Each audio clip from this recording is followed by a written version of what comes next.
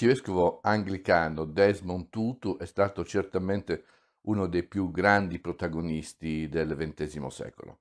È stato un uomo che con la sua storia e la sua testimonianza ha attraversato l'inferno dell'apartheid. Apartheid, parola di origine olandese, per indicare sviluppo separato. L'idea blasfema che le razze fossero diverse e dovessero essere tenute distanti le une dalle altre, quindi nessuna contaminazione tra i bianchi, i neri e gli indiani che abitavano il Sudafrica da secoli.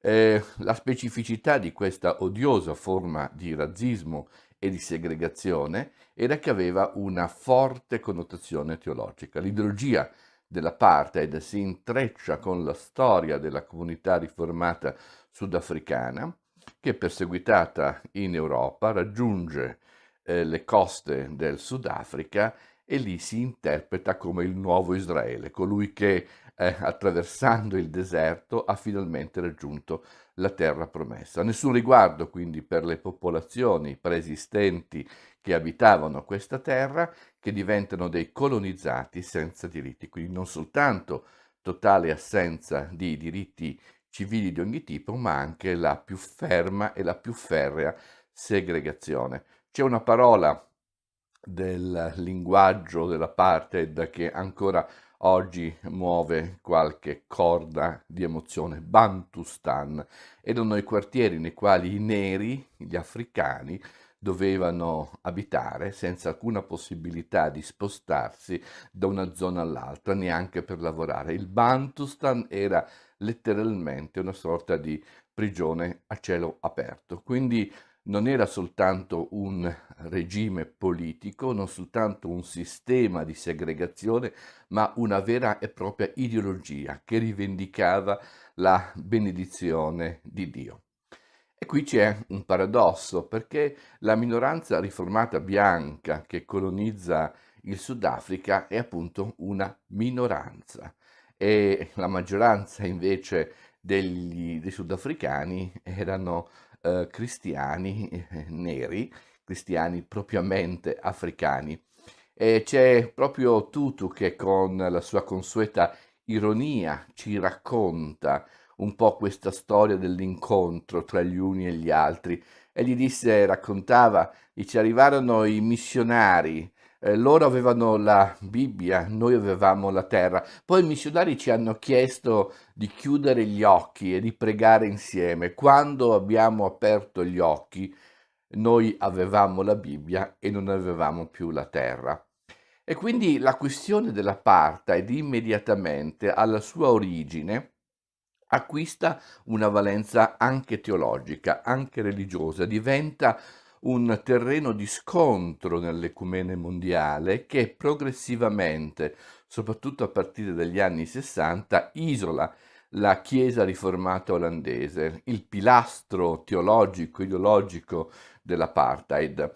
Addirittura l'Alleanza riformata mondiale arriva negli anni 80 a definire l'apartheid una eresia teologica e a espellere la Chiesa riformata olandese dal suo seno. Quindi immediatamente il tema dell'apartheid irrompe anche nelle relazioni tra le comunità religiose, soprattutto quelle di matrice protestante. E la questione politica del regime dell'apartheid diventa una questione ecumenica di primissimo piano. È in questo contesto che Desmond Tutu, prima prete anglicano, poi docente, poi insegnante, poi vescovo, poi arcivescovo, finisce con lo svolgere un ruolo primario e fondamentale. Egli è a capo tra il 1978 e il 1985 del Consiglio delle Chiese del Sudafrica, un grande organismo ecumenico che aveva appunto l'obiettivo, tra gli altri, di promuovere la causa di emancipazione degli africani del Sudafrica e di smantellare il sistema di iniquità, ingiustizia e oppressione dell'apartheid. Non si limita Desmond Tutu all'azione religiosa, pastorale, per così dire, ma si impegna anche politicamente all'interno di una formazione largamente unitaria, il Fronte Democratico Unito. In altre parole, diventa la voce insieme politica e religiosa di quanti vogliono resistere al sistema dell'apartheid. Tutto questo gli frutta nel 1984 il Nobel, che è un passaggio molto importante. Siamo negli anni del reaganismo, i rapporti tra gli Stati Uniti e il Sudafrica razzista ancora in quegli anni erano molto solidi e la delusione di Tutu, che sperava invece in un sostegno forte da parte dell'amministrazione Reagan, fu cocente. Da qui il fatto che invece ricevesse nell'84 il Nobel costituisce in qualche modo una sorta di rivincita e anche di attestazione del suo ruolo internazionale.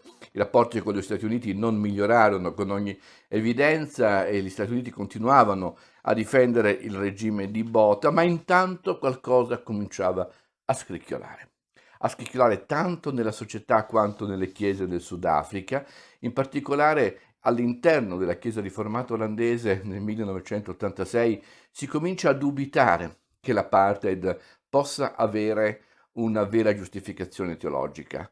C'è un processo molto interessante di crisi, di rimessa in discussione dei principi fondamentali che avevano guidato l'azione della Chiesa per decenni, fino ad arrivare a una sorta di denuncia e perfino di confessione di peccato per il sostegno al regime dell'apartheid. In qualche modo questa revisione teologica fu l'inizio della fine del sistema, che proprio perché aveva una connotazione teologica si reggeva anche su presupposti teologici. Nel 1990 de Klerk libera Nelson Mandela, è un passaggio importantissimo. Nel 1994 le prime libere elezioni. Ricordo in quell'occasione ebbi il privilegio di intervistare Desmond Tutu qualche ora prima del voto e gli chiesi: ma lei cosa farà dopo aver votato? E lui mi rispose: ballerò tutto il giorno, mettendosi fisicamente a ballare, ad esprimere la gioia anche incontenibile, fisica, per un risultato che forse tante persone della sua generazione neanche immaginavano. E la storia però non si ferma qui, la Rainbow Nation, la nazione arcobaleno, continua ad essere un riferimento molto importante nella visione di Tutu, cioè una nazione arcobaleno composta da diversi colori, da diverse etnie, da diverse religioni, una nazione che ha un bisogno disperato di riconciliazione.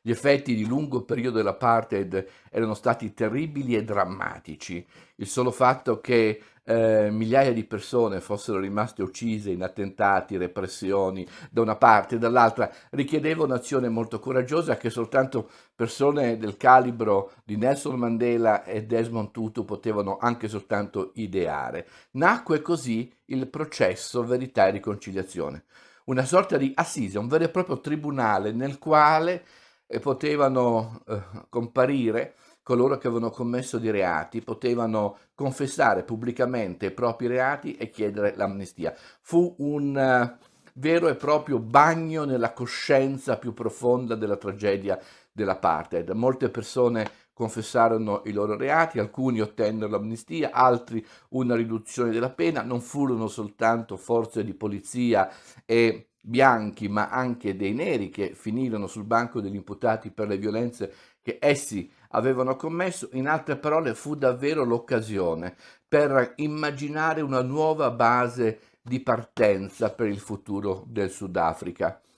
È questo il testamento politico e spirituale più importante di Desmond Tutu, che dice: non c'è futuro senza perdono, non è uno slogan. Perdono significa trarre il bene dal male, l'amore dall'odio, la luce dalle tenebre. È questo il suo testamento spirituale e politico più importante, che ha un grande valore ancora oggi.